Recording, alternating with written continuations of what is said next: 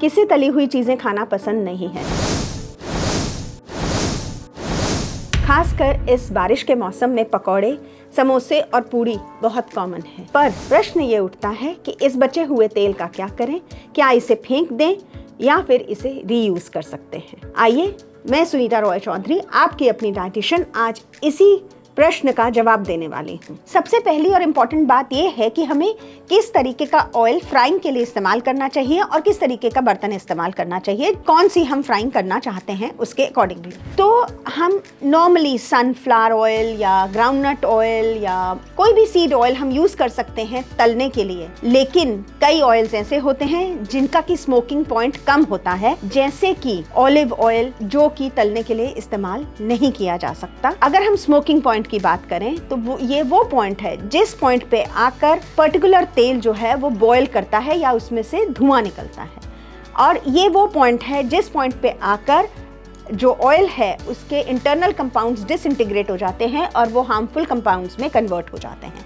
तो हमें ख्याल रखना है कि कोई भी तेल इस स्मोकिंग पॉइंट से ऊपर ना इस्तेमाल किया जाए। अब अगर बर्तन की बात करें तो कोशिश करें कि छोटा बर्तन इस्तेमाल किया जाए, ताकि कि जितना भी हमें फ्राई करना है वो उतने ऑयल में हमारा पूरा आ जाए, क्योंकि छोटे बर्तन में डेफिनेटली कम ऑयल ही इस्तेमाल किया जाएगा। दूसरी इंपॉर्टेंट बात ये है, जो कि एक बर्निंग क्वेश्चन है, कि ये जो बच जाता है, डेफिनेटली कई बार हमें ज़्यादा ऑयल यूज़ करना पड़ता है ज़्यादा क्वांटिटी में फ्राई करने के लिए, तो ये जो तेल बच जाता है इसका क्या करें? आप इस तेल को रीयूज़ कर सकते हैं, कम से कम 2 बारी आप इसे फ्राइंग के लिए यूज़ कर सकते हैं, लेकिन ख्याल ये रखना है कि ये दोबारा से स्मोकिंग पॉइंट को क्रॉस ना करें।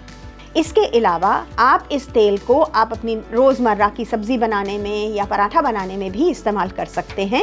उस टाइम पर ये स्मोकिंग पॉइंट तक नहीं पहुंचेगा। ये ध्यान रखें कि तेल को इस्तेमाल करने के बाद उसे ठंडा होने दें और उसे एक एयर टाइट कंटेनर में सेव करके रख सकते हैं। अगर आप देखते हैं कि तेल में कई सारे चेंजेस आ गए हैं, वो काला पड़ गया है या किसी तरीके से उसका रंग चेंज हो गया है, वो स्टिकी हो गया है, यानी कि ऑयल के कंपाउंड्स डिसइंटीग्रेट हो गए हैं, इस तरीके के ऑयल को आपको दोबारा यूज़ नहीं करना है, आप उसे फेंक दें। इन सारी बातों के बाद लेकिन मैं ये बताना चाहूँगी, as a dietitian I would not recommend you to use too many deep fried foods, यानी कि बहुत ज़्यादा पकौड़े, समोसे, इन चीज़ों का डेली लाइफ में इस्तेमाल ना करें। अगर आप ये सब चीज़ें खाने के शौकीन हैं तो आप एयर फ्रायर का इस्तेमाल कर सकते हैं, जिसके अंदर की वड़े, ब्रेड पकौड़ा, कचौड़ी तक आप आराम से बना सकते हैं और अच्छे टेस्ट के हो सकते हैं।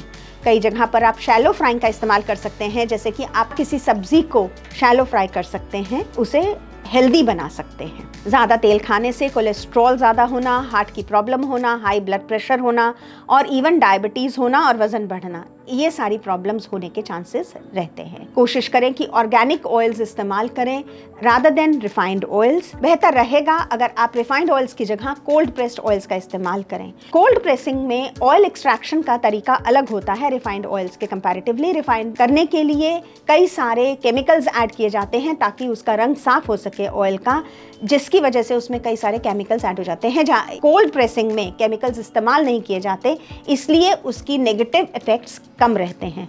और अगर आप कोल्ड प्रेस्ड ऑयल्स को फ्राइंग के लिए इस्तेमाल करते हैं तो उनके नेगेटिव इफेक्ट्स भी कम रहते हैं। और अगर आप भी डाइटिशियन बनना चाहते हैं और जानते नहीं हैं कहाँ से शुरू करना है, तो हमने अपने कोर्सेज लॉन्च किए हैं डाइट के बारे में, न्यूट्रिशन के बारे में, जिन्हें कि आप हमारे वेबसाइट के थ्रू, जिसका कि लिंक डिस्क्रिप्शन में दिया हुआ है, हमें कॉन्टैक्ट कर सकते हैं और आप भी बन सकते हैं एक practicing dietitian. Thank you for watching the video. I hope आपको ये वीडियो पसंद आया होगा। इसे ज़्यादा से ज़्यादा लाइक एंड शेयर कीजिए और हमारे चैनल को सब्सक्राइब कीजिए। Thank you.